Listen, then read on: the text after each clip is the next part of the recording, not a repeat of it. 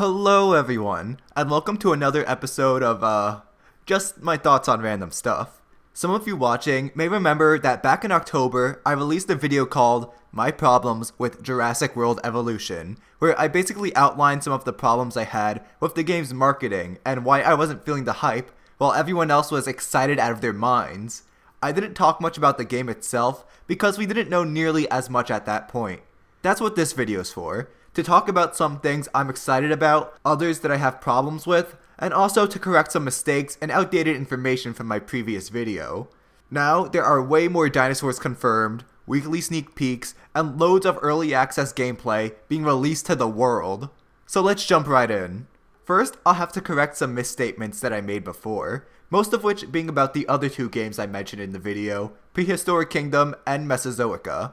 I claimed that Jurassic World Evolution needed to ramp up the Jurassic Parky nostalgia factor that I wasn't getting from the two trailers that were released at that point. While that certainly was a problem, I argued that a reason why they should have done this is to separate it from its competition, which would come out before it. Well, it turns out Prehistoric Kingdom isn't coming out anytime soon. Mesozoica came out on Steam in January, but it turned out to be more of a tech demo for the finished product. So technically it is out, but still in its very early stages, with a major update on the way. Maybe it will be an amazing product by June when Evolution comes out, but that was still an error on my part. On those two things, my bad. Sorry guys. Even though my views on Jurassic World, Fallen Kingdom, and Evolution's advertising have been extremely negative, there are a ton of things that excite me about this game. First of all, I'm a huge Operation Genesis fan. I've been playing that game for my entire self-aware life. For as long as I can remember, I've been building these grand parks with my PS2. I even made an entire video about it, so check it out. Also, of course, are the dinosaurs. I've said it plenty of times and I'll keep saying it. I love dinosaurs. Dinosaurs are awesome. Just watching the dinosaurs in gameplay footage gives me goosebumps. The creators clearly put loads of effort into each one of these animals. They have so many little movements and sounds, so much detail that brings these skeletons to life. And there's going to be a massive dinosaur count of 40 different genres. That's 15 more than J-Pog. And maybe with DLC, that count will be even higher. I also like how there are multiple different ways to play it, leaving room for subsequent playthroughs.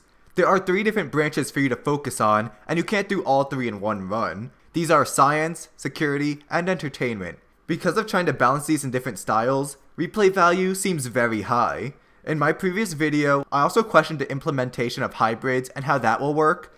From what we know so far, it won't be what we were expecting. We won't be mashing different dinosaurs together, but instead, we'll be able to boost our dinosaur stats by inserting DNA from various living animals into their genome. It sounds like a pretty cool system, and besides, I never liked the whole hybrid direction the series has taken anyway. Less of that is always good for me.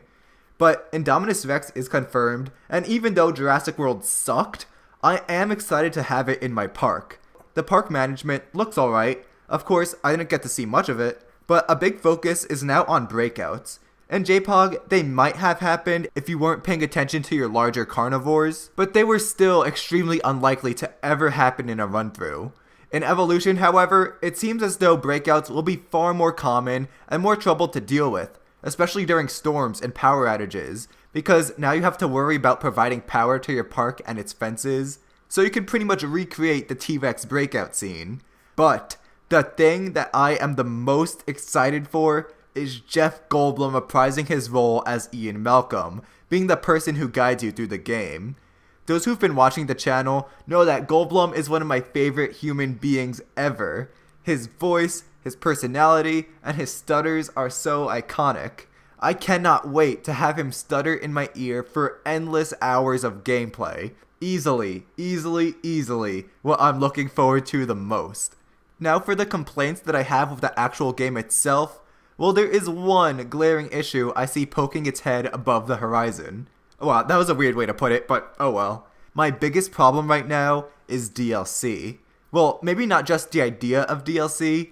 Down the line, aerial and aquatic DLC is a must, but I mean planned DLC. Like holding back dinosaurs they can easily have in the main game to boost profits for DLC, pre-orders, and special editions. Instead of putting everything that should be in the game, they lock stuff behind a paywall and give you an incomplete product until you buy the rest of it. This has been a huge problem in the gaming industry as of late. To see it plague JWE is heartbreaking. It's still months before release, and there are already plans to set aside Suchomimus, Styracosaurus, Critonosaurus, Majungasaurus, and Archaeornithomimus, only for customers who buy the deluxe edition, and it may be available as DLC after release. I don't know. I love Suchomimus. How can they do this to me? This kind of behavior from companies like Frontier is terrible.